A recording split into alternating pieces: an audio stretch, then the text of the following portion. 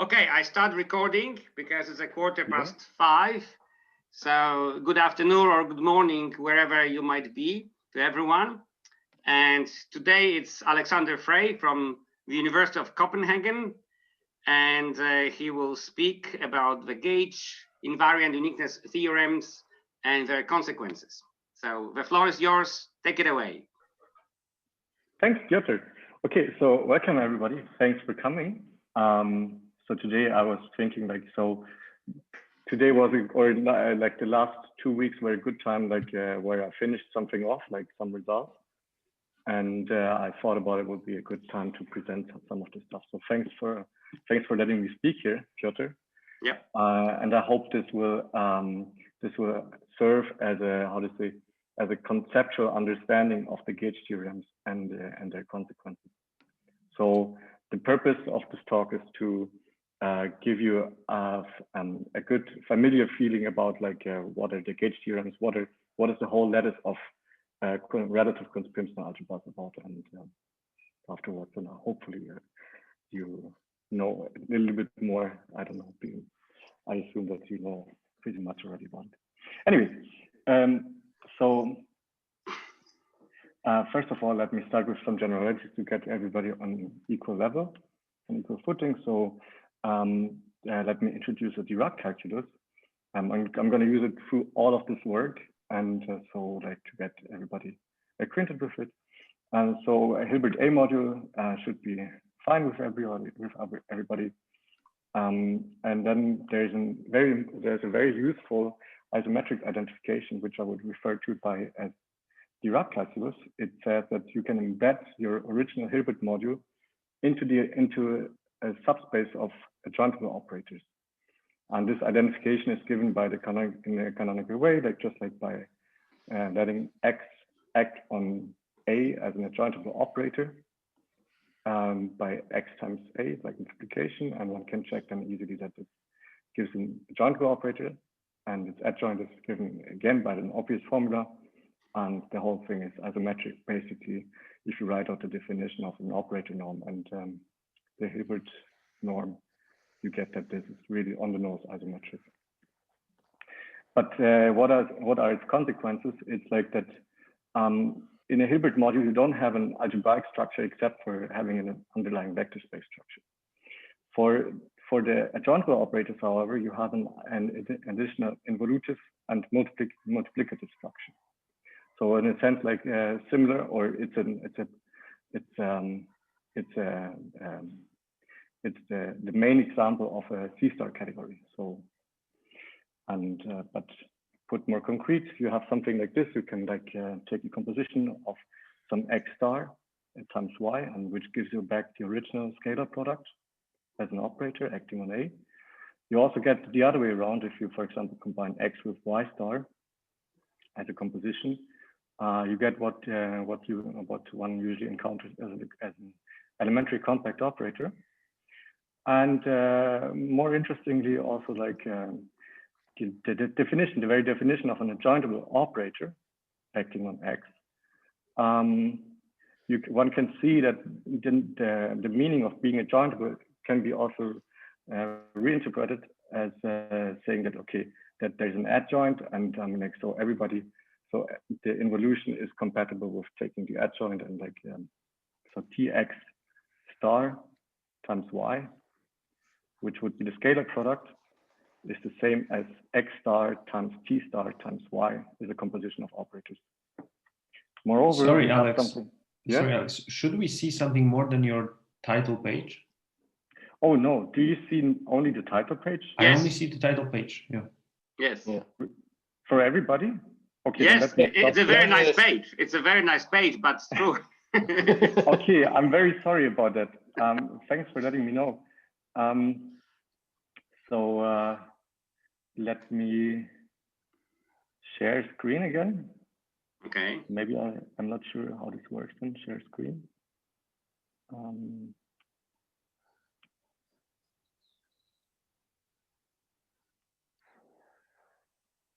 Yep. Yes. Yep. And if I go forward, can you see that? Yes. Yeah. It's now the next page. Wonderful. Okay, there was a similar incident with Nadia Larsen, which was more heavy. Like, luckily, this didn't turn out the same way. Okay, so basically, we're saying like you can embed X into the adjointable operators, and then you suddenly have a notion available of like you suddenly have involution available on X itself, and multiplication with other operators as long as they can be composed with each other. And then what you get is the familiar expressions like X star Y, X star times Y, the composition being the scalar product, X, Y star being the elementary compact operator, and TX star times Y, which is then nothing but the scalar product of TX with Y, turns out to be just X star, T star, Y, like general associativity and involution. Moreover, we have like matrix calculus. Yeah. You're saying that you have a Hilbert A module. Mm-hmm.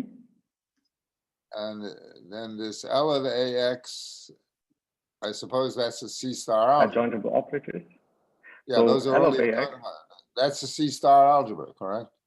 It's not a C star algebra. It's a Banach space. Go ahead. It's But a Banach space. But you can take an involution, and if you take the involution applying on L of AX, you get suddenly the adjointable operators not from A to X, but from L X of to A. AX is a Banach algebra with an involution. What is L of AX? It's all the adjointable operators.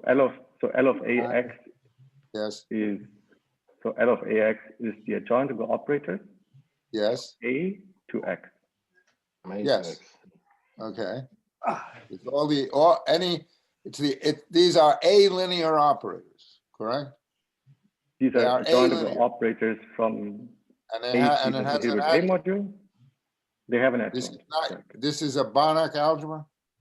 No, because you cannot compose So you cannot compose. L of AX with L of AX. You can only compose L of AX with L of XY. For example. What? It's a Banach space with an involution. It's also not strictly in the sense that there is an involution that goes from L of AX to L of AX itself, but rather it goes from L of AX to L of XA. Okay, so that's why you say it's a C star category. Yes, exactly. Oh, this is a C star category? Mm-hmm.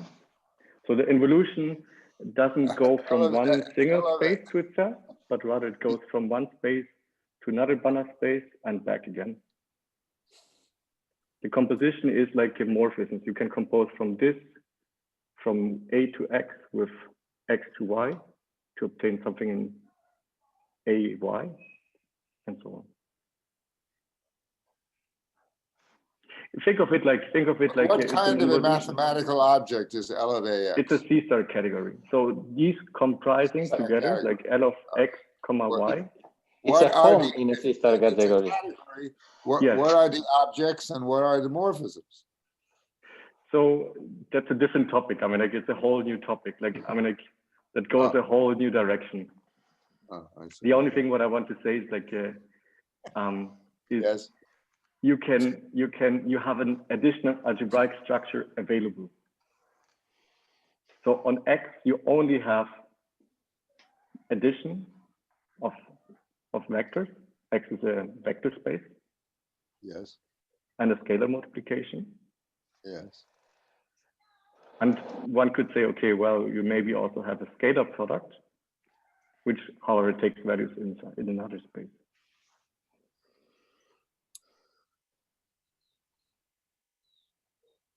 But with this, and by identifying X with the subspace of adjointable operators, you suddenly can do more.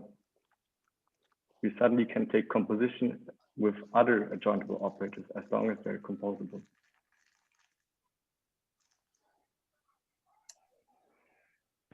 So you're motivating the construction of the Cuntz-Pimsner algebra of a Hilbert module. I'm motivating yes, exactly. I'm motivating the notation. So later on, we will embed X, a Hilbert C-star correspondence into triplet algebra, say, for example. And there we will always so freely like consider X and X star. Suppose it's the classical case of a Hilbert space. Mm-hmm. So A is the complex numbers. Mm-hmm. Then what is this in that case? You're saying a Hilbert space can be embedded in what? The Hilbert space can be embedded into the linear operators from the complex numbers into the Hilbert space. I see, into linear operators. Think of, for example, in the Hilbert space, you have the anti-conjugate linear identification with the dual. Yes, that's correct. Yes. And then if you take a dual once more, because that's the star version, you get not the anti-conjugate linear, but you get an honest linear isometric embedding or identification. You're saying that for a Hilbert space, this says you can embed the Hilbert space into maps from the complex numbers into the Hilbert space? Mm-hmm. Okay. And taking the adjoint gives you not the conjugate linear, but the honest linear identification. Okay. Is that fine so far? More or less? More or less. I mean, like it's just like setting like equal understanding of notation. But moreover, we have something like this. For example, we have also matrices. We can take a matrix of such, and then taking the involution gives you what you would think of like for ordinary matrix, for ordinary complex valued matrices. Now, what we have is something like this. Viewing this in this new notation, or in this from this new perspective, we have something like a Hilbert A module behaves somewhat like a cell bundle, not quite, but somewhat. So we have taking the first fiber of this cell bundle as the Hilbert A module itself, the zero fiber as the underlying C-star algebra A, and X inverse as the adjointables, as the adjoint of X. We have something like this. We can multiply X with A. That lands back in X. That's just the multiplication. We have X star X, which lands back in A. But we don't have it from the left, A times X. Nor we have X star landing back in A. So these are like, it's a defect, or it's just the difference to an honest cell bundle. So a C-star correspondence in this picture would be just saying that, okay, we also take into account that we have a sorry, Alex. From the left. Yeah. So the things in orange and red are not present in this case? They're not present. Okay. For Hilbert A model, they're not present. Red means we don't even want this to be generally to happen. Okay. But orange means that we wouldn't like to take this now into account for our C-star correspondence. So what you could think of as a C-star correspondence is almost like a cell bundle, where we now also take the orange part into account. So we also have a left multiplication. And of course, everything should be compatible with everything. So we have something like associativity. Or for example, AX star Y, it should be the same as you would just like without thinking writing it out like as X star times A star times Y. That's the A being star representation into the adjointables. Let's see what. Yes, can you hear me? What? Sorry, Yeah. Can you repeat? Yeah, I can hear you. Yes. There was a question? Or any question right now? May I ask you a question? Yes. Typically, correspondences are between C-star algebras. So in your definition, it's a correspondence between C and A, if I'm thinking well. Yeah, so it would be like something like saying that a C star, a general C star correspondence. Yeah, so it's a C star correspondence from A to itself. Taking into account rather general C star correspondences would be relating somewhat to maybe to a file bundle not over a group, but to a file bundle, say, over a groupoid, where you have several unit spaces. What's the B in the star representation? There's no B here, so B would be the A because this is like a C star correspondence. Yeah, but in your slide there is a B down there. XB. Oh, that's just sorry, that's another A. Yeah, that's another A. What do you mean by a file bundle? Are we supposed to know what is a file bundle? What is a file bundle? That's just like for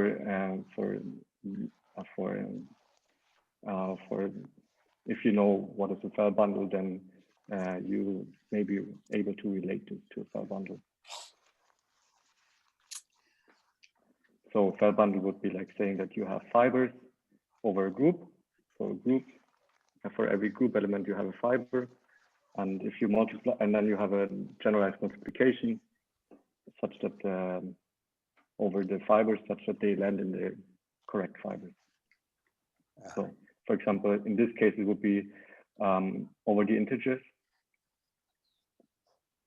with 0, 1, and -1, and addition being like would be like corresponding to like taking into the like landing in the correct fibers. So, sorry, are you sure that B in the last line is A itself? Yes. So we're taking it be C? Sorry? Because you are constructing the structure of a bimodule. These two algebras for this bimodule are B and A in the last line. In the previous lines, you had B equal to C.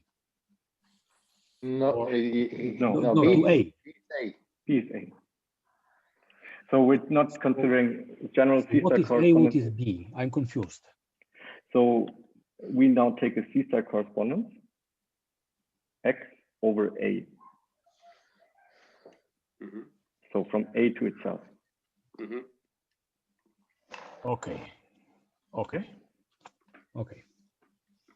So that's this line here. And then that's just the same as saying, so the left multiplication is the same as saying like A gets has a star representation into the adjointable operators of X over it as a Hilbert A module. But it's the C linear adjointable operators, not the A linear adjointable operators. Because when you multiply by A, that's not A linear. Yeah. It's A linear. Yeah. It comes out automatically. That's just like adjointability. Like adjointability gives you like that becomes automatically A linear. But it also follows like from the. So this should be one of the our obvious compatibilities, like putting extra. So that AX times B is the same as A times XB. Yeah, but it's not linear on the same side. That is A linearity for A being as an adjointable operator over X. That's the A linearity. You can pull out A inside, outside. Yeah, but if you multiply by A on the left, then that does not commute with multiplication by A on the left. It does commute on the with right. multiplication by A on the right. Yeah. Okay. Right. So yeah. Okay. Fine. Okay. Great. So as an example.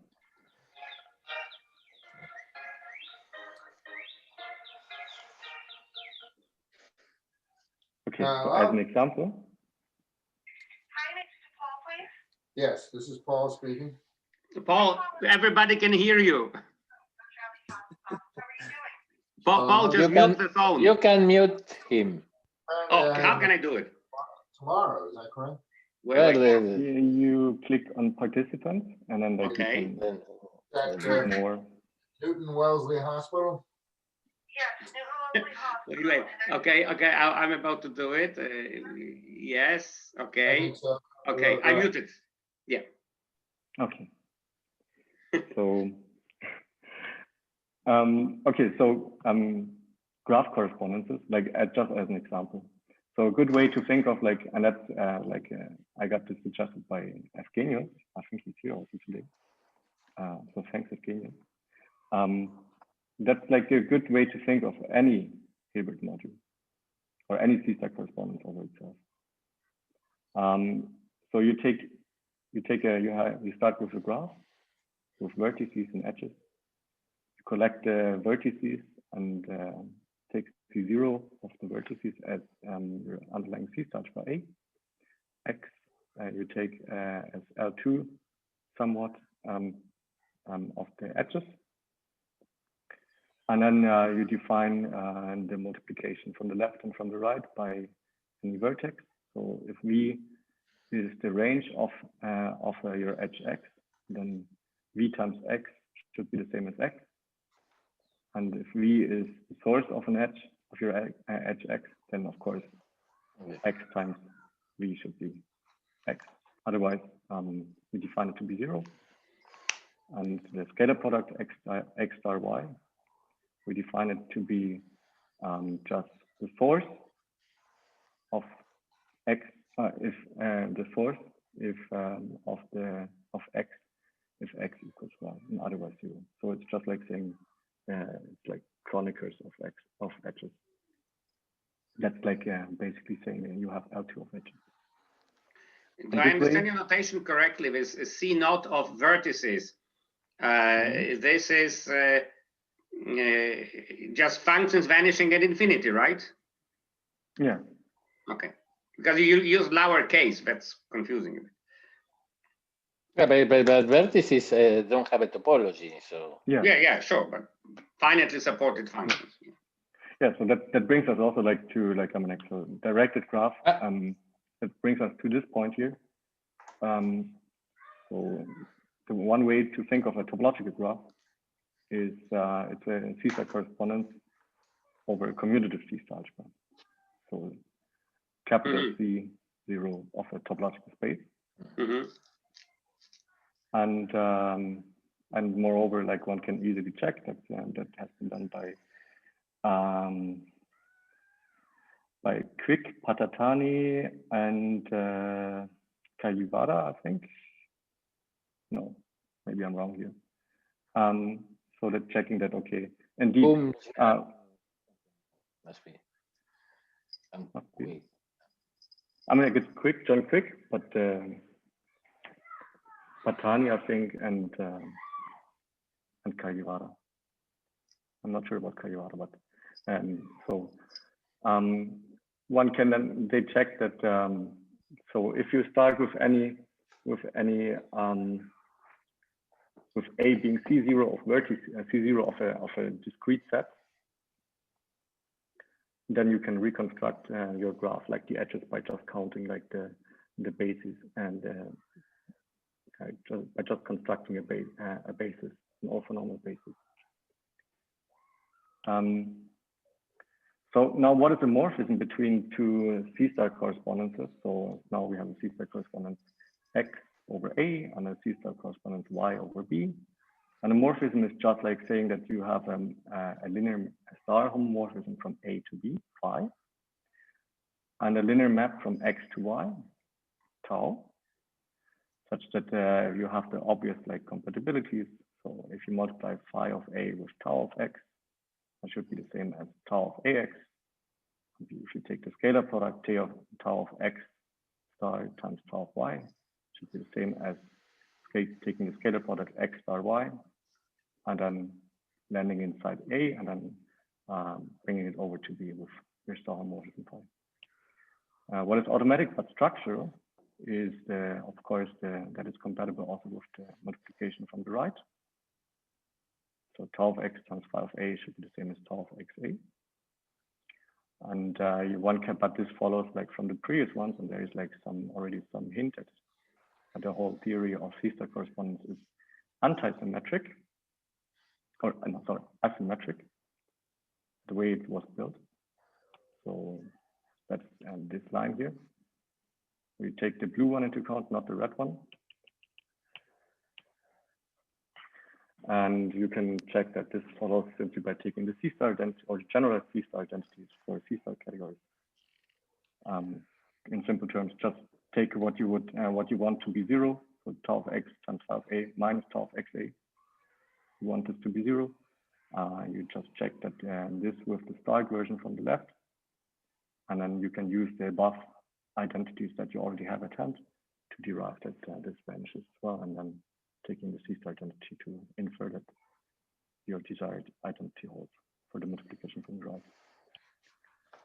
A representation for us, or generally like is meant as xa going to yb, with y being b itself, seen as a C-star correspondence over itself. Now let's get to tensor products. So just to settle also notation. So x tensor y, there's this tensor product of C-star correspondences over a, let's say over fixed a, yeah. So you know, like the usual balanced tensor product. We will denote it sometimes by just multiplication x times y, because that's what you usually like encounter. Like tensor products are somewhat like are in some sense nothing but generalized multiplication. And of course, what you want is to have, what you want is to satisfy is of course like the obvious stuff. So like if you multiply from the left with an element a from your C-star by a on x tensor y, so xy should be the same as multiplying a with x first and then with y. Same with multiplying from the middle with another b from a. So xb times y should be the same as x times by, and the same from the right. And what about this? And now what about the scalar product itself? So what should be the scalar product? And there is of course a formula for it, but if you think about like if you just write it in this form, suddenly it becomes obvious. So I'm going to take xy and say x prime y prime, and you want to take their scalar product. So xy star times xy. Well, taking form computing it formally would be just saying that what should come out should be y star times x star x times y. But now we have an expression that makes sense. So x star x is an element in A, and we can multiply it from the left on our C-star correspondence y, so on y, and this gives us scalar product. Let's take this as an example, like just to get like some feeling for it. I mean, like we want like to have it like at least like not some general nonsense, but like some interpretation of this. So if you take, for example, x tensor x for C-star, for x being the C-star correspondence of a graph, so for graph correspondence, this relates to nothing but path of length 3, or formal path of length 3, and zyx, and they are non-zero if and only if, well, the obvious thing should hold. Range of x. They form a path, yeah. Yeah, so range of x is source of y, and range of y is source of z. That's just, so if you compute it out, you get this on the nose. So it's not that we assume this, it's a consequence of the above definition. And you are using the opposite convention for the direction of the arrows than I use in my lecture, right? Yes, exactly. I'm taking the convention like as operators or maps or functions going from right to left. Sorry, Alex, and you don't have, so there will be no connection to this tensor product and tensor product of graph C-star algebras, let's say. So you don't get like a tree graph here or something like that. No, it's not clear if this corresponds to a free graph. No, actually, yes, by Kariwara-Patani Crick, it corresponds to, because it's a Hilbert, it's a It's a Hilbert module over C0 vertices, and by KPQ. I checked that it's Kaliszewski, Patani, and Quigg. Oh, of course, Kaliszewski, yes. Yes, thanks. Yeah, so you know that, okay, there you can reconstruct a graph, not a unique one, not necessarily unique, but there is a graph. But it will be just a graph, not like I meant not a free graph, like something which lives freely or something, like three, like the number 3. Because if you take graph sister algebras and you have a tensor product, then you get a 2-graph sister algebra or something like that. Yeah, it's but this there's of course, yeah, so there no. May I say something? Yeah, please go ahead, Giselle. This tensor product is the one that you use to build the graph algebra. I mean, you first take the tensor algebra of the module or the bimodule over your commutative space, and then localize it, invert something, and then you get the Leavitt path algebra and its completion, the graph algebra. But this is the tensor of modules. Then you can, once you have that, then you can speak about, once you have the graph algebra, you can tensor to graph algebras. But here, this is previous to the construction of the graph algebra. You're tensoring the module, and via the tensor algebra construction, you get an algebra. But you first need to get an algebra to talk about. Oh, yeah, thank you. Thank you very much. I mixed the two. Yeah, thanks a lot. Yes, Thank you very much for this clarification. Here, tensor product is really like multiplication. Yes. Yeah. Okay, thanks. Thanks, Coutinho. So an observation that we can draw from this is that the support idea, like for those of you who know about it, like the support idea given by the Hilbert A module, the right Hilbert or the C-star correspondence, is nothing but x star tensor x, and the compact operator is nothing but k of x as x tensor x star. I'm not sure this is like 100% correct, because x star is not a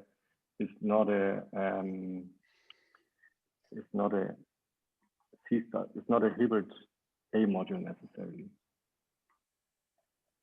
But let's just put this aside. So I mean, like, one has to rephrase this in terms of the Hague tensor product for operator spaces, but that's another different story.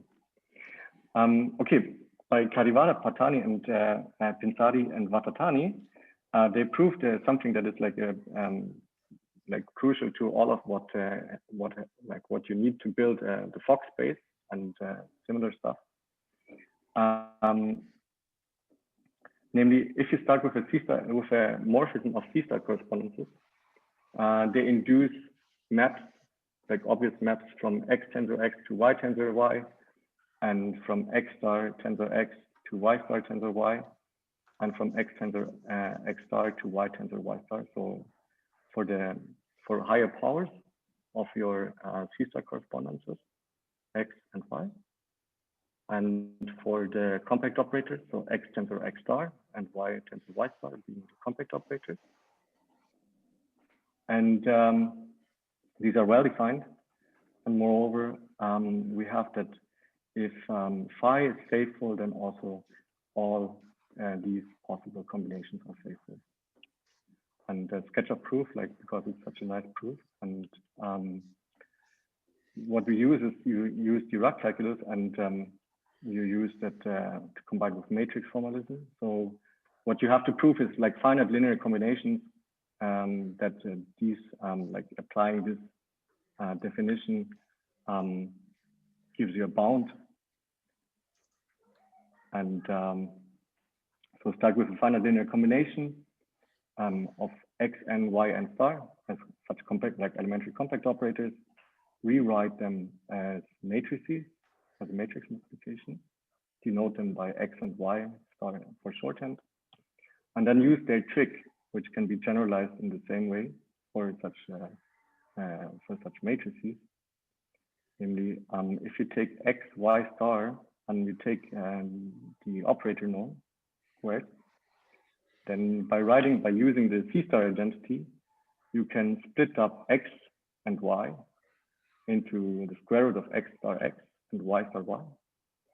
And if you instead like now had the whole expression with tau applied, what you would end up is like tau of X Y star,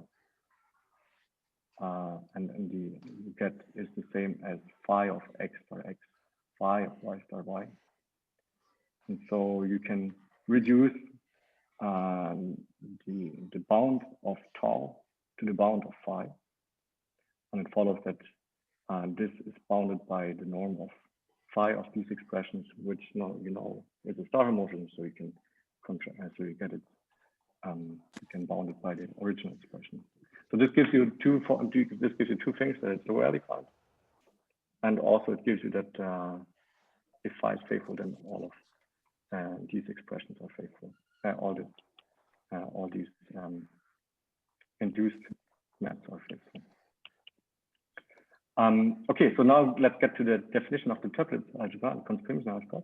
So the triplet algebra is now nothing but a universal representation. So we know what is a morphism between C star correspondences, and we have that we have like a representation is nothing but a morphism into a C star algebra seen as a C star correspondence of itself.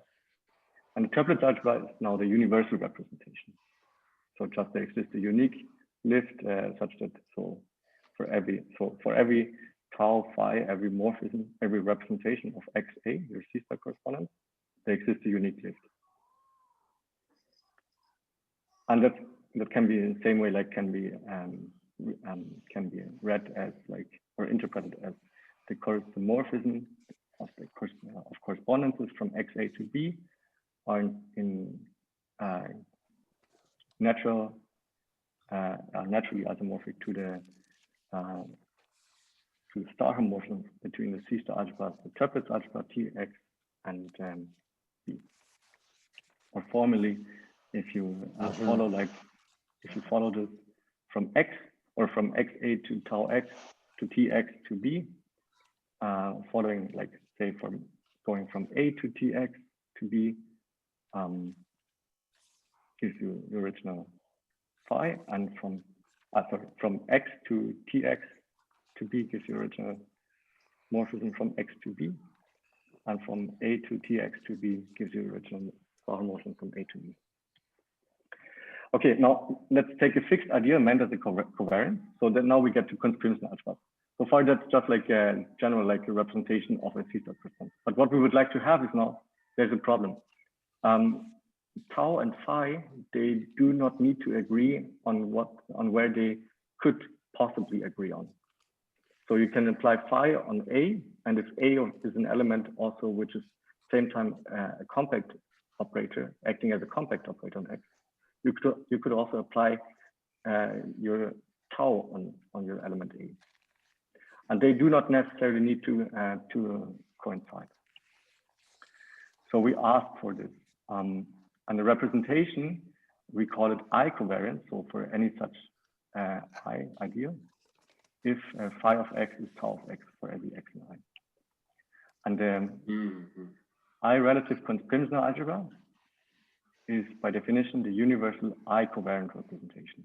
So not every representation will be I covariant, not for every representation you will have that phi of X is tau of X whenever X is in I, or X is where tau and phi both make sense. So for example, the Fock representation does not meet this for I non-zero. And your absolute case is when? Because you call it I relative Cuntz-Pimsner algebra, and when would you have just Cuntz-Pimsner algebra for I being what? Cuntz-Pimsner algebra, there's a very particular one we will meet later on. It's a maximal. You can rephrase it like Rothmeyer. A intersection. Yeah. A intersection compact. That's the maximal. Okay, that's what I. Not quite. Not quite. Yes. Not quite. Ah. It's not the maximal. So the maximal one is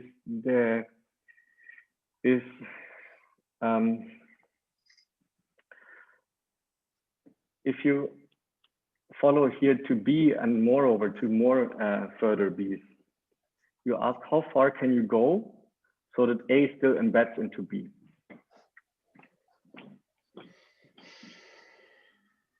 And the Cuntz-Pimsner, the absolute Cuntz-Pimsner algebra is in some sense the largest quotient and the smallest quotient in which A is still embedded.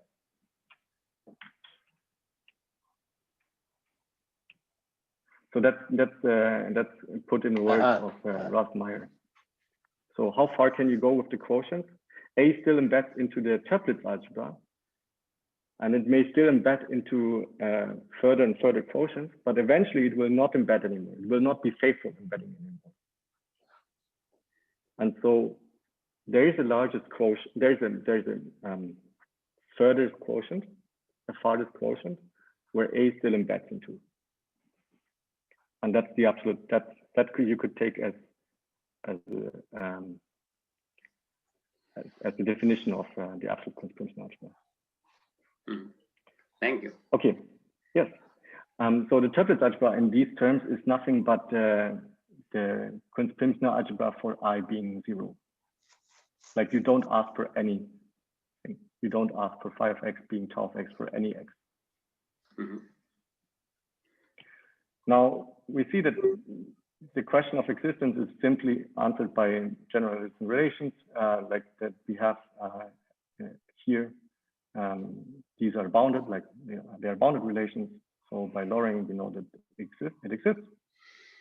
And while using also the 0 representation, is always covariant. It's always a representation, and it's always covariant for any I, for the whole A intersecting complex. The task will be, however, to answer the question: are there enough covariant representations in the sense that they really represent what your I or something later on? And the basic attempts are, so what kind of representations are there except the trivial one? So the trivial one is of course a representation, but A does not embed into it, for example.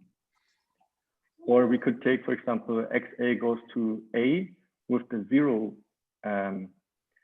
Hilbert module, or the 0 C star corresponds over A, but it's not of the form BB. It's not a representation. So both of these, so here we have A embeds into A, but it's not a representation. We want X and A both being what, in a sense, what we want to have is we want to embed X and A both in a common C star algebra, so that the relations that we had before, they remain preserved. Okay, so for this, let's get into covariances, a first look. So this is, this I have to thank Evgenios, because he pointed me to the right paper and to take into look into the Gauge-Invariant ideal lattice of relative Cuntz-Pimsner algebras. So the title is different, the ideal lattices of Cuntz-Pimsner, of ideal lattice for relative Cuntz-Pimsner algebras by Katsura. And taking a look into that, one can understand quite some more. So a general morphism, let's take a general morphism and let's define more generally what is a covariance. So we start with the following covariant, like what we would call covariance n squared, possibly non-commutative. So we have, you take A and you take all the elements A that act as compact operators on X. In this way, you can follow two different ways to Y, to the C star correspondence YB. You can either go first from A to B with a star morphism phi, and then representing it into and then representing it as an operator over Y. Or you could, because you have A is acts as a compact operator, you can lift it up to, you can take its compact operator and then use your induced star homomorphism given by tau, sending it to a compact operator over Y. They do not necessarily, this does not necessarily always, following these two paths does not necessarily always agree. But we can take their difference. And it turns out their difference is not only a map, it's a genuine star homomorphism. So you know that generally, like taking the difference of star homomorphism is not generally a star homomorphism. In this case, however, we have a star homomorphism simply because we have these compatibilities. So phi A tau A times phi B minus tau B. Writing it out, you get that phi of like things cancel in the correct way, and you get phi of AB minus tau of AB. So it's multiplicative, and it's of course also involutive. So you get a star homomorphism. And this way, so we can define the defect of these two paths agreeing by just asking what is the kernel of this star homomorphism. So instead of asking for which x we have phi of x being tau of x, we can ask what is the kernel of phi minus of this difference, phi minus tau, and define this to be our covariance for the morphism from XA to YB.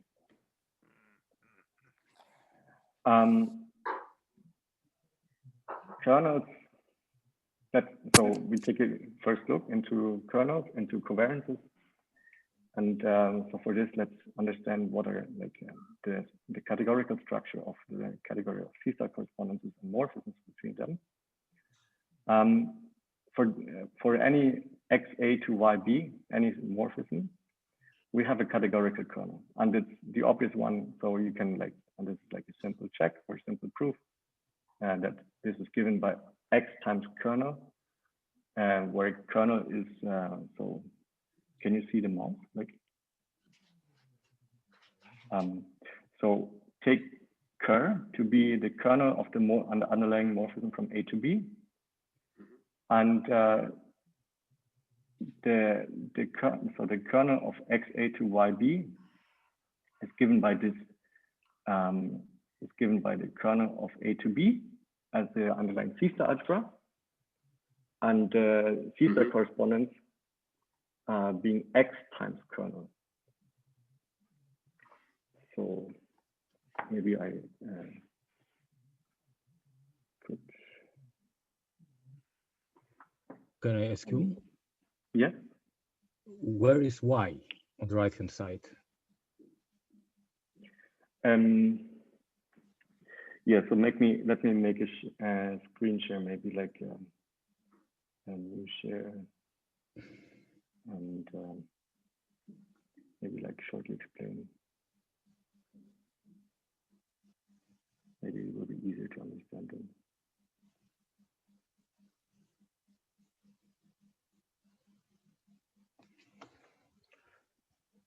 Okay.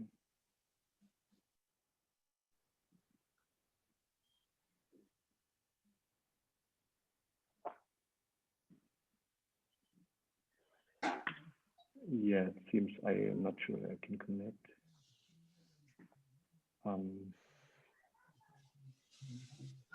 So share screen. Try again.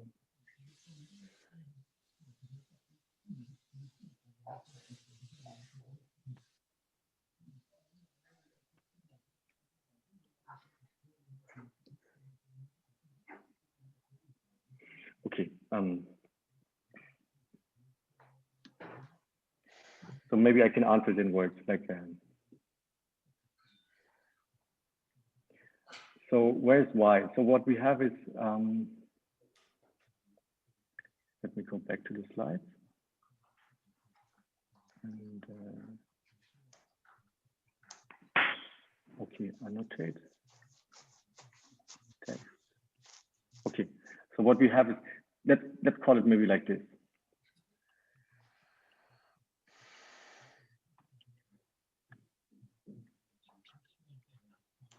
take this to be x times k, comma k, and this goes to this, or this is a subspace of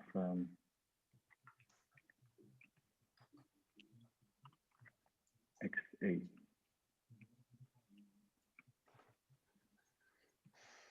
So we take. So what we do is we take the C-star correspondence with the kernel of this underlying so the C-star correspondence of this underlying C-star correspondence of the kernel is this one here, Z comma Z. So Z is a C-star algebra. Namely, we take this to be just K.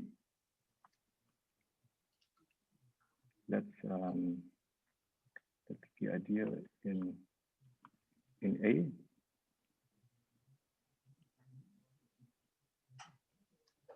Given by the kernel from A to B. And X, so and Z we take it to be X times K. That becomes a Hilbert C module in the obvious way under C-star correspondence.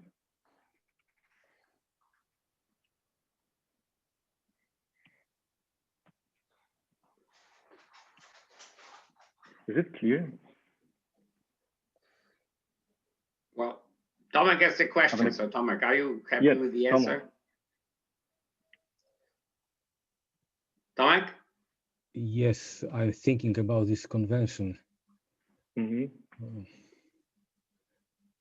For me, it's hard to follow because yes, but it's important.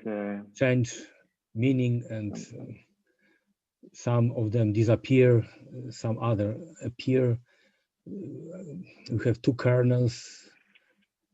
Probably they are not the same. I don't know what's going on, really. I'm lost at this moment. Yes. Let me try to make a.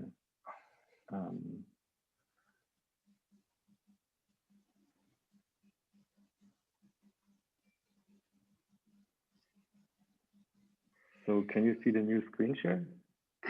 We can see you right now.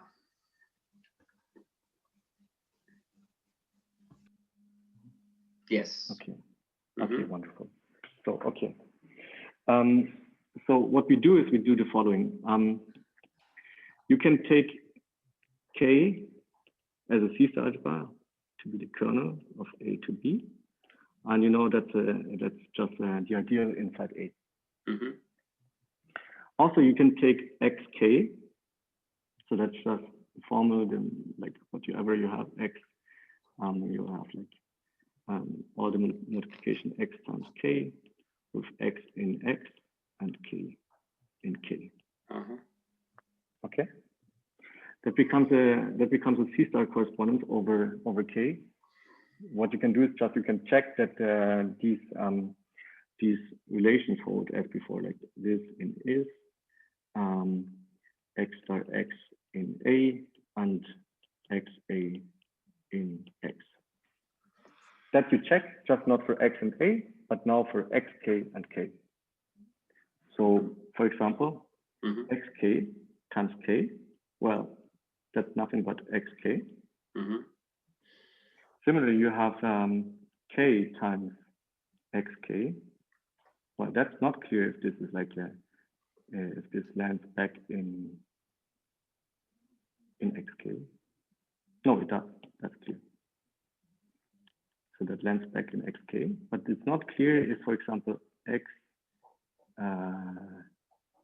k star x k. Well, that lands in k, obviously.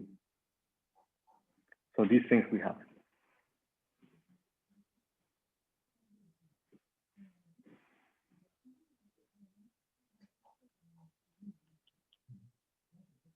Because k is not even.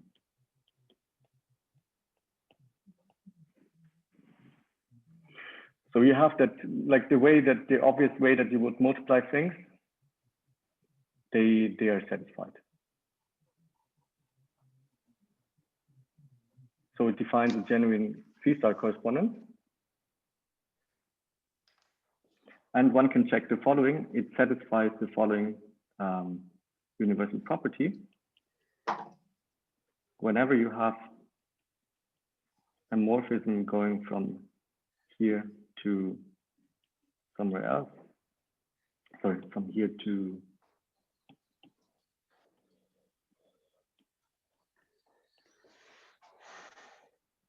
such that this composition becomes 0, then there exists a unique map inside here.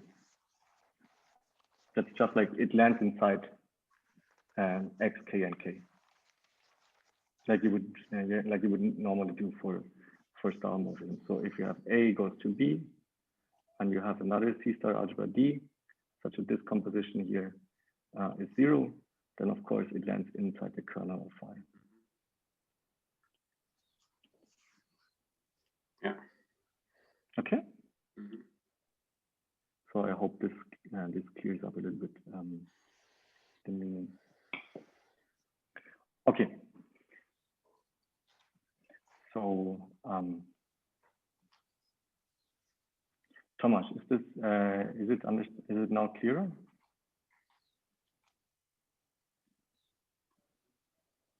Tomek? I'm trying to digest what you said. It takes some time. Maybe. Yes. Yes. Okay. So this is like if you start with XA to YB and you want to and you take it,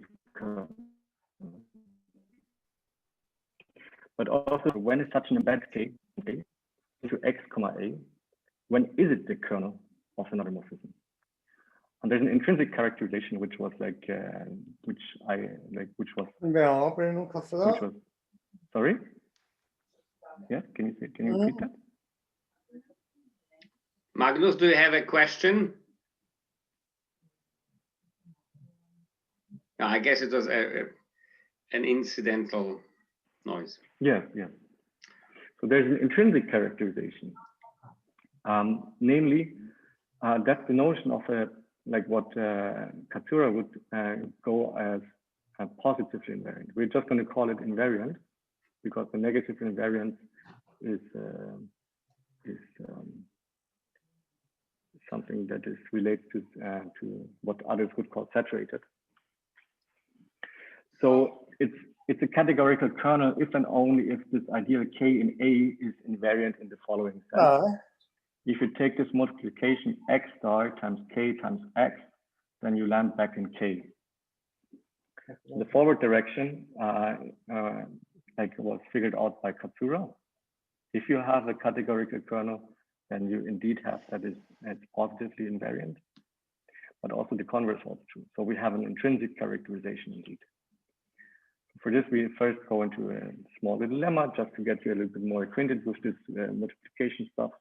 So I thought that would be a good point. So if you have an ideal I in A and an element X in X, then you can ask for when is X inside X times I, just like the combinations X times I. And it's the same as asking for when is X star X, or the scalar product of X with any X with any other X prime in X, when and that this always lands in I, or that the scalar product of your little x with itself is an I. These three are equivalent. So let's go for the first 2 seconds. If you have X in Xi, well, then we can just take X star. So capital X star times Xi. That's of course the same as X star X, which is inside A, and A times I, because I is an ideal, you have I times A is contained in I. And the second to third is obvious. And the last to first, for some approximate, so if you have little x with scalar product with itself in I, so X star X in I, then you of course know that any approximate unit for I acts as an approximate unit for x for x. So x for x times 1 minus e from the left and from the right vanishes for e along the approximate unit. But that tells you precisely that like using the C-star identity, is also like x times 1 minus e only converges to 0. And that's the same as saying x is the limit of xe, and xe, they all lie inside x times I, and then finally we can use Cohen-Ewert factorization to infer that this is not only in the closure or on the closed span, but it's in fact an x times I. So what you can take away from this is the first to second is like maybe like an interesting calculation to get a little bit acquainted.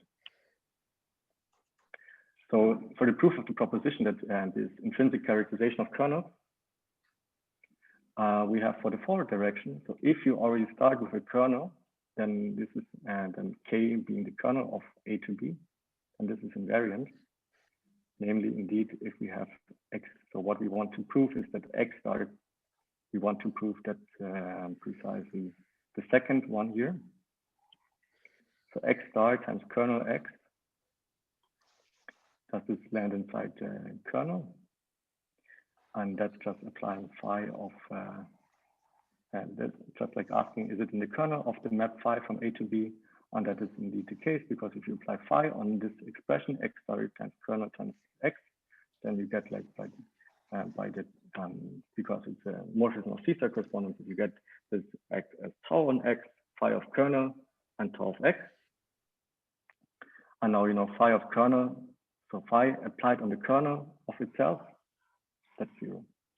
For the converse direction, we have an invariant. So if you start with a k which is invariant, so satisfying this x star k times x is inside k, then we can construct a quotient correspondence.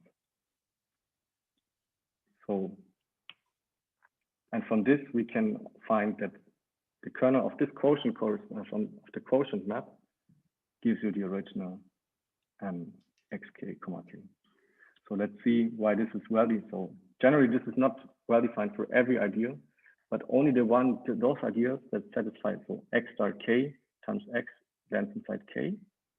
If you have this, then this quotient correspondence xa hat, given by just the Hilbert module x, modeled by xk, and a modeled by k, is a C-star correspondence. Namely, this little gray calculation, we need to check that that the multiplication, say for example from the left, is well defined. So if you have a plus k, so little a plus k times x plus xk, this is independent of the choice of k in k and x k in xk, and then you can just write it out and like see that okay, there is one expression that is like a little bit troublesome. That's this big K with the little x. And but if we have this this invariance, then this tells you that this big K with this little x lands back in xk. And then taking the quotient, taking the kernel of this quotient map gives you the original xk, k. So so what we did is if you start with something like this xk, k, where k is invariant in the sense mentioned here, you can construct a quotient correspondence and a quotient map, which are well-defined correspondences because you have this invariance. And then the kernel of this map is your xk, k. Okay, so now what we do is we take a flipped perspective, and instead of asking for a fixed ideal, so this ideal here, meant as a covariance, we ask for any representation xa to b. Is it universal? or more precisely, for what could it be universal for? So any other morphism following out, any other star morphism following out from B to B prime induces a representation of XA to B prime. So what we can do is we can ask for, is it universal and for what? So to answer this question, we split the problem in 2 steps. First, we render this XA to be faithful. So, so XA to B, the underlying star morphism from A to B may not be faithful, but we can go into the quotient, like as constructed before. And the listed morphism, so that's just like by some abstract categorical argument, this will be faithful as a map so from the quotient to B will be a faithful morphism. And then what we can ask for instead is this newly adjusted covariance. So we can, instead of asking what is the covariance from XA to B, we can instead ask for the more refined question, what is the covariance of the listed morphism?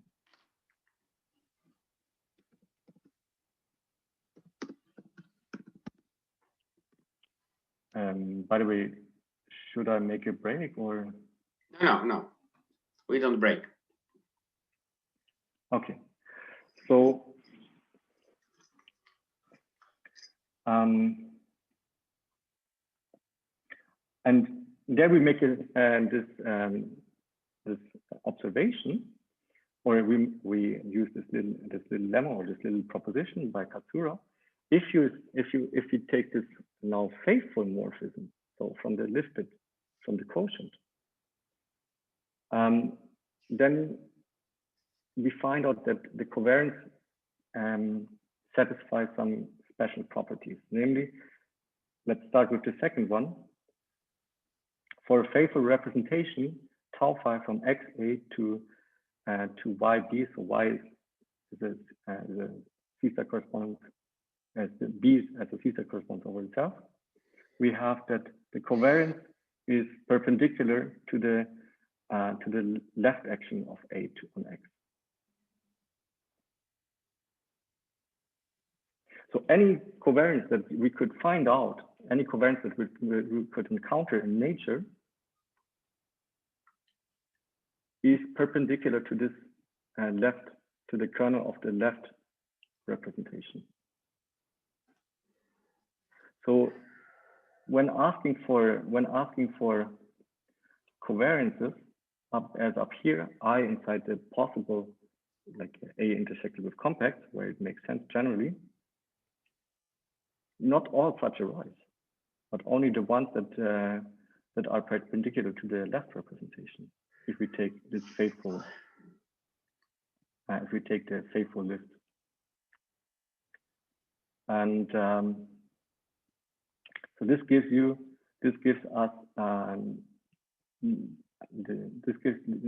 us to the definition of Katsura's ideal.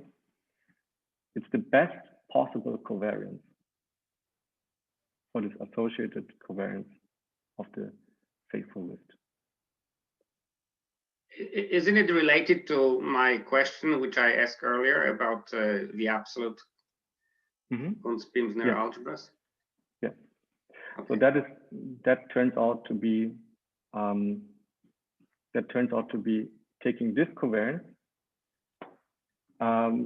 will not render the embedding A into this relative Cuntz-Pimsner algebra, will still render give it a faithful embedding, but going beyond this will make it so you lose faithfulness, and you could instead ask for, well, if you have taken an I which was larger than this Katsura ideal, it was just telling you that, well, you have to mod out another kernel. You have to go into another quotient from XA to XA hat to XA hat hat.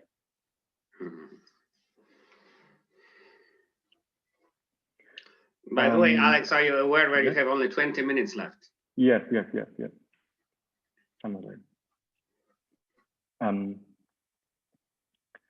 And just for there's another like another relation, but it's not so important for us right now. So let's skip this. But let's see what is this Katsura idea for graph correspondences. So for graph, so for the correspondence of the graph, for directed graph, turns out that this is nothing but C0 of the regular vertices. Namely, we can just look at, okay, what is A intersected to compact? Well, these are all the vertices with the finite emitters in jargon. And the kernel of the left representation is nothing but all the vertices where there is no incoming or outgoing edges, like depending on the convention. And then, of course, so that's all in C0 of the vertices. So the orthogonal complement of this is nothing but all the vertices where there's at least one edge going inside. So not all of them. So not a source or not a sink. And putting these together, so finite emitters and not a sink is precisely the regular vertices. So we obtain, so using this observation, Katsura's ideal is the best possible covariance for the lifted, for the covariance of the lift. We get our final parametrization, which also gives you the whole lattice of gauge-invariant ideals. So the final parametrization is precisely the invariant ideals, K in A, which will tell you like it's taking kernel, taking a quotient, together with an ideal I, which is below Katsura's ideal of the quotient. So we will prove and discuss so we will just prove and discuss today, or we will just prove and discuss part one and this new gauge theorem for every gauge equivariant representation.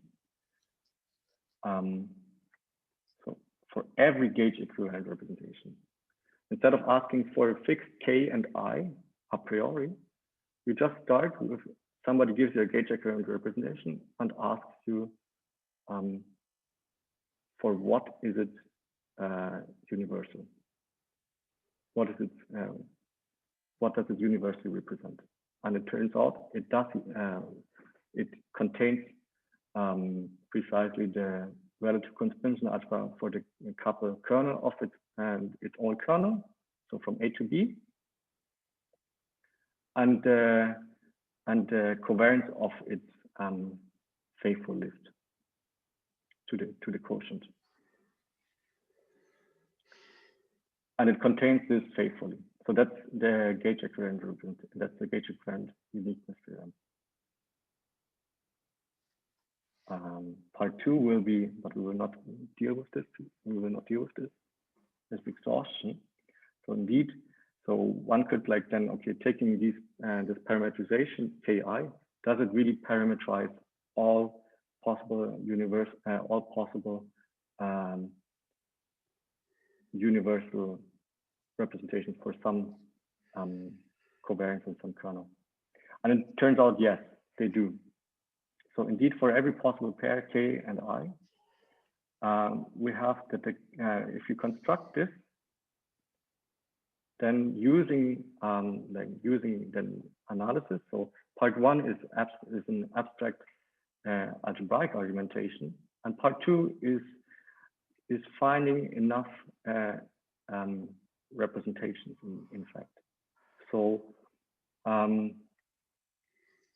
put in simple words, prove that the Fock representation is represents the triplets algebra, construct its quotient, study its quotients in the Fock representation, and find out so use analysis to find out that these quotients indeed their kernel is K and their covariance is I.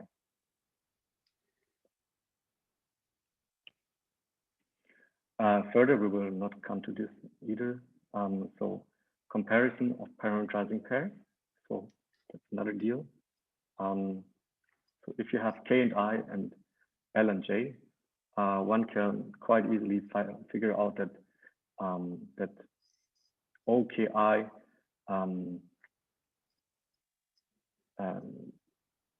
induces a star homomorphism into OLJ if and only if K is contained in L and a list of I is contained in J. But what one would like to find out is to relate all these I's and J's. So the I's and J's, the covariances, they are the covariances for the quotient. So what one would like to do is like to relate this to your original C star correspondence XA. So I in some quotient, J in another quotient, and relate them back into XA. And then like from this, to find out when does OKI map into OLJ. As an application, like what there's like joint work with so these two last points are joint work with so the last 2 points are joint work with Mariusz and Piotr. Yeah. And so what we found out is that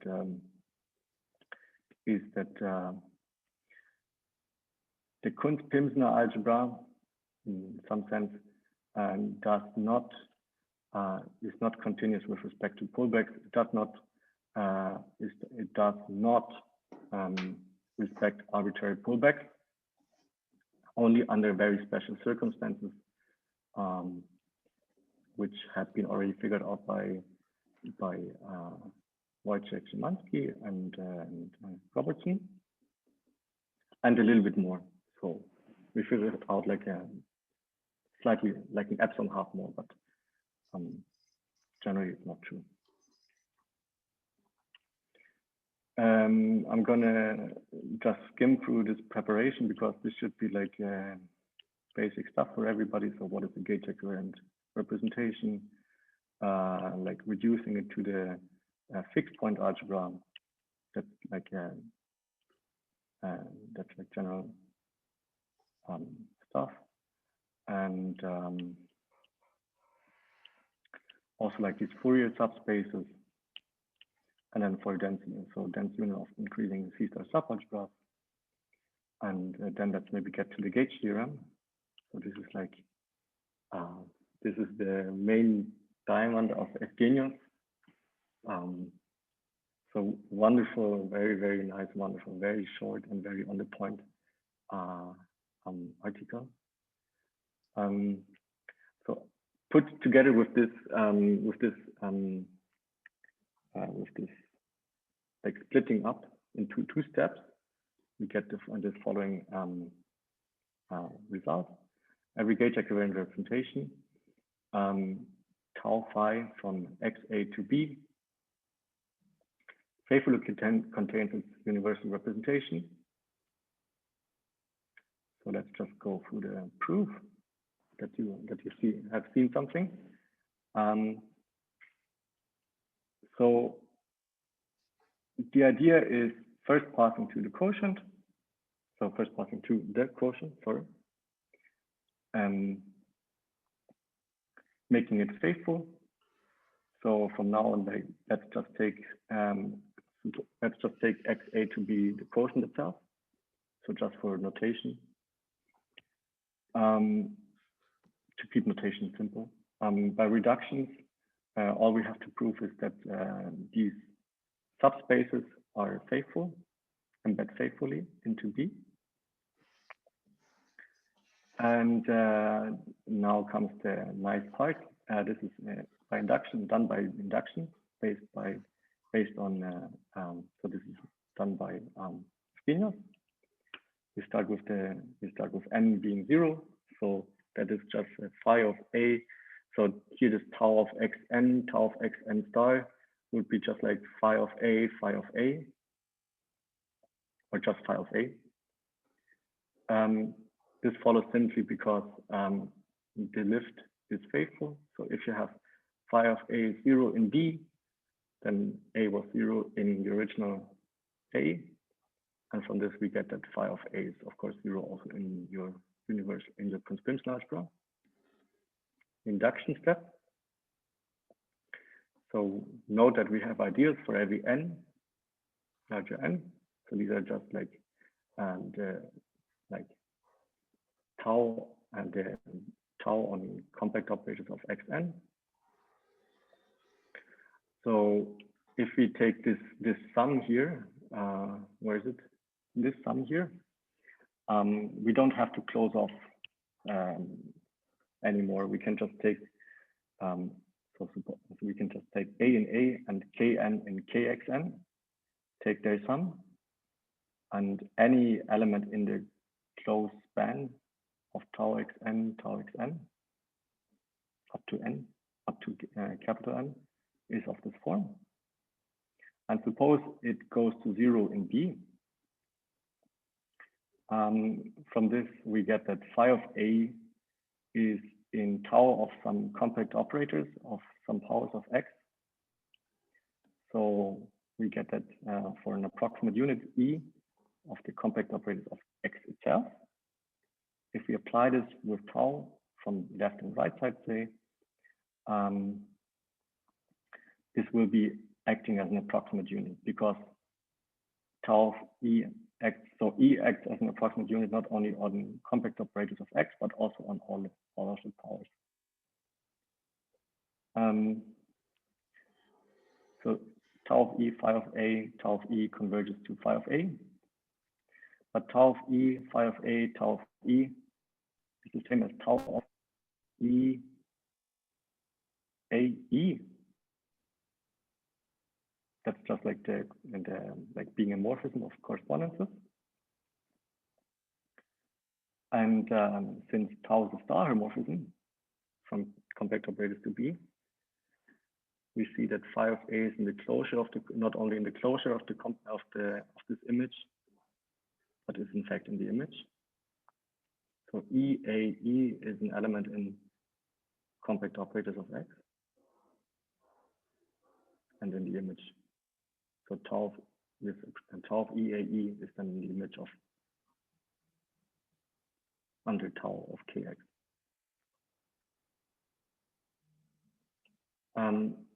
Since XA to B is faithful, there is this very nice interpretation of this. We get that phi of knowing that phi of A is in the image of the compact operators. This already tells you that A is in fact inside the covariance. So it already tells you that phi of A is tau of A, and A in particular, A is inside the compact operator itself. So not only EAE is in the compact operators, but A itself. So because this was the covariance of the Cuntz-Pimsner algebra that we took, we know that we see that phi of A is tau of A inside the Cuntz-Pimsner algebra. So that is used. Let us just put this, like, note this on a piece of paper and take the reduction to this from n to n minus 1. We do this by simply taking, so like compressing with tau of x from the left and right. So tau of x star times this whole expression, tau of x. This brings us back to, so this reduces this reduces this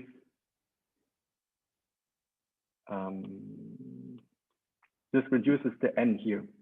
If you multiply from the left with x star and from the right with x, this takes away every little n to n minus 1.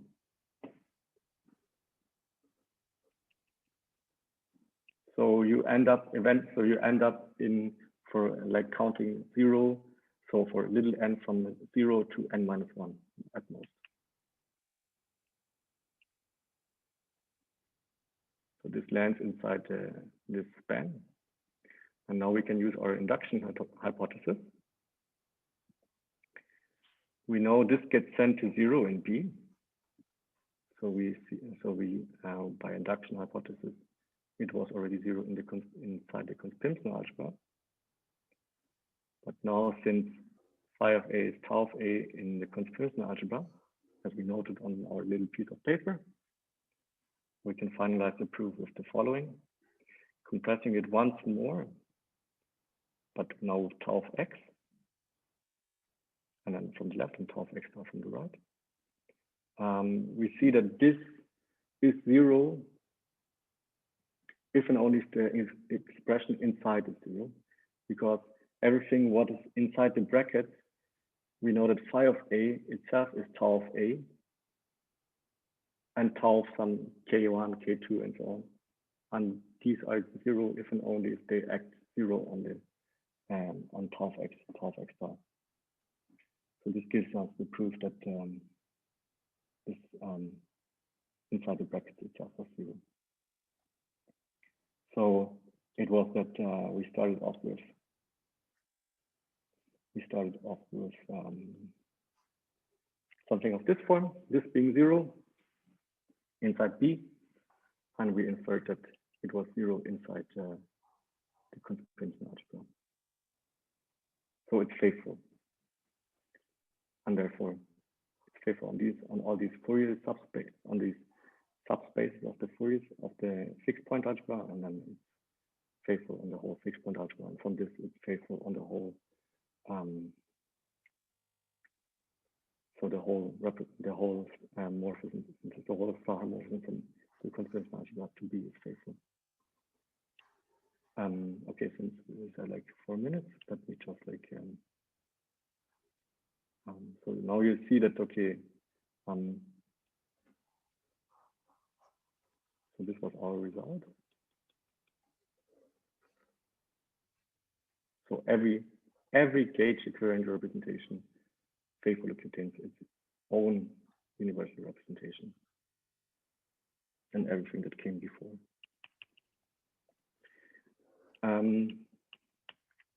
And as a okay, so Fock space should be clear to everybody, and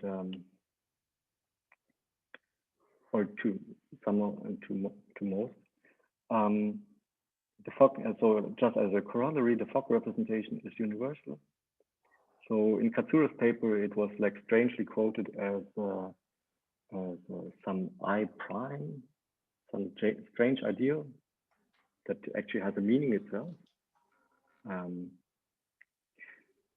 Namely, it's the covariance of the lift.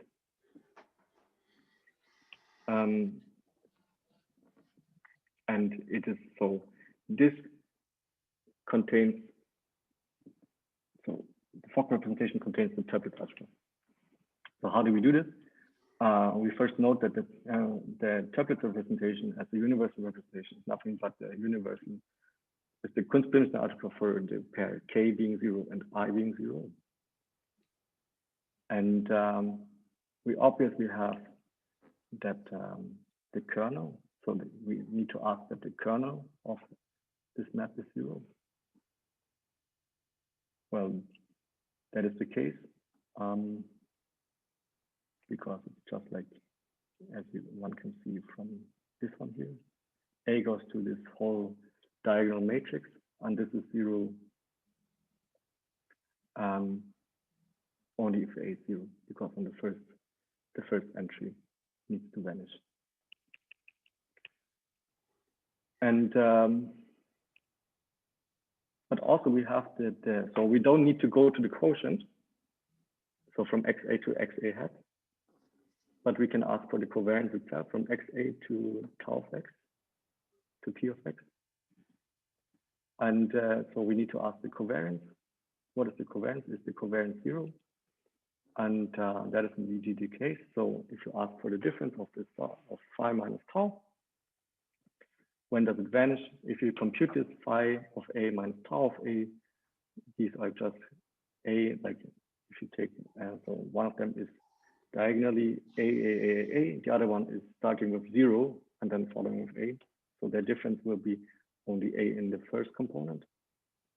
And this is only 0 if A itself was 0. So it has no covariance. And so by the Gauge-Invariant uniqueness theorem, we get that the Chapman's algebra is faithfully represented. And so from here, I would like to maybe stop. If there is no other questions.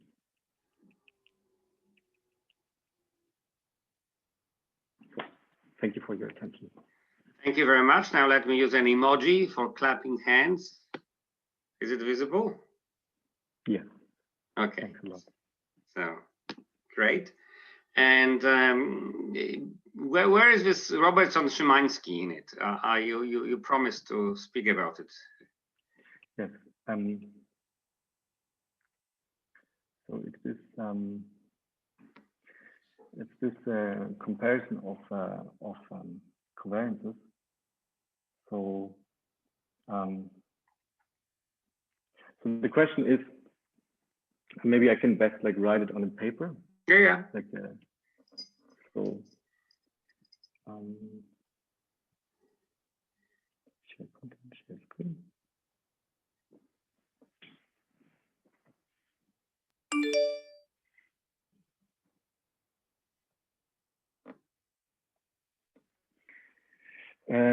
So the problem is, if you have xa to xa hat, and then to b, say, you have some covariance in here, say j, and you would like to pull this. Oh yes, no problem. And you would like to pull this information back here. The problem is that if you go from a to a hat, so a not the kernel, then this ideal, which was inside the compact operators here,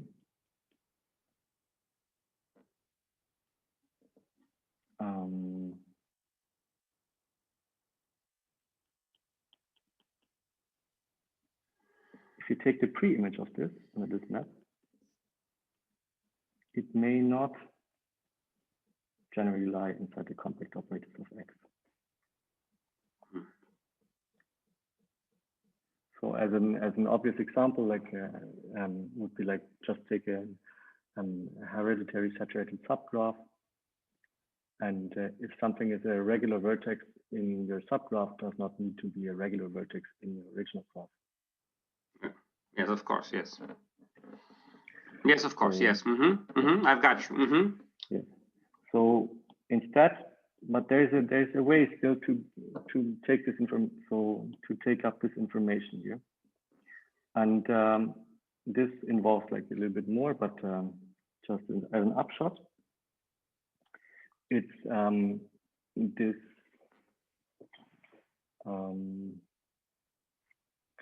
so.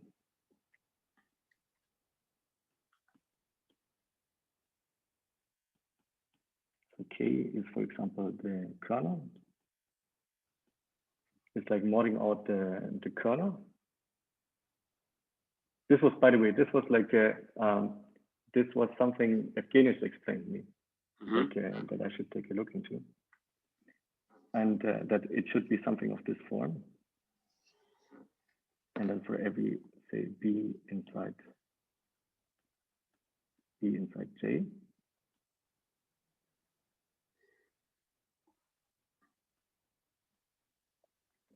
but B does not make sense generally. So tau of B does not make sense generally because so this is like a lift from A such that pi of A is B side J.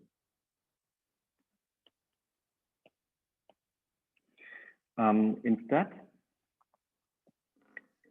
one can find not only A, but one can also find another compact operator.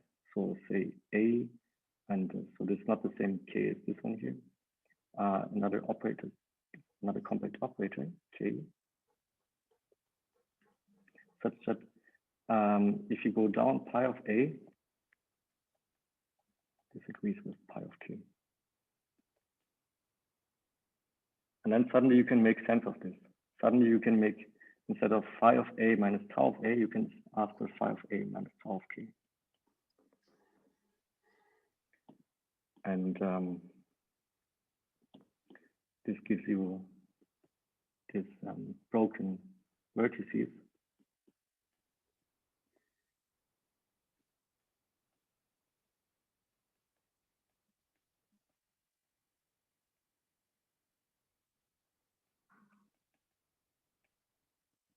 Mm-hmm.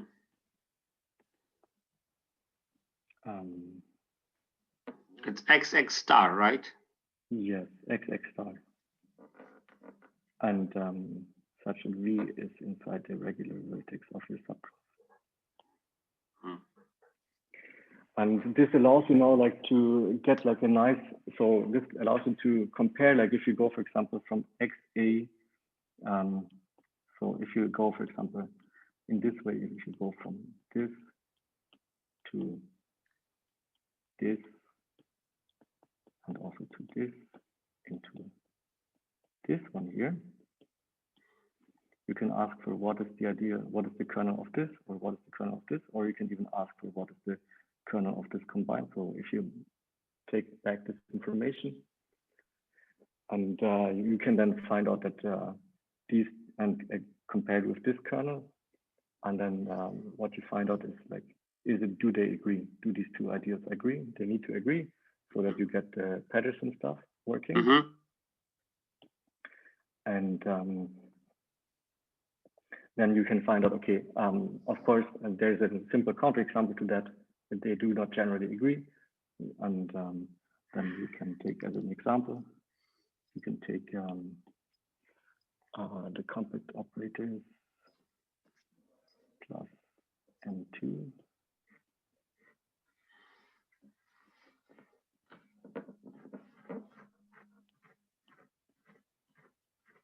So how is that? You take one of this, so one vertex, one edge like this, then infinitely many edges like this. Mm-hmm. And this to be one of your subgraph E. Yeah, yeah. This to be another subgraph. And then this becomes, so X, so the C star, so C star of E becomes K plus M2, but unitization, because it's a single vertex here. Oh, this should be like infinitely many in this way.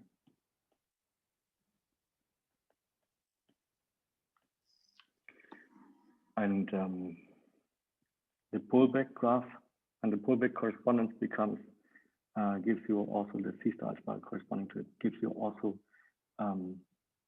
this one here. The tilde is the minimal unitization, right? This is the minimal unitization, exactly. But this is not a pullback. It's strictly contained inside the pullback.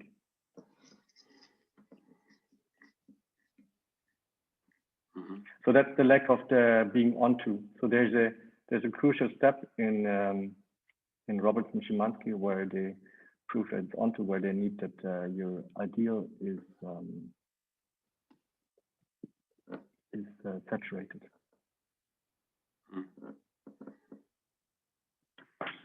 Okay. Yeah. Okay. Thank you very much, Alex. Are there any other questions, please?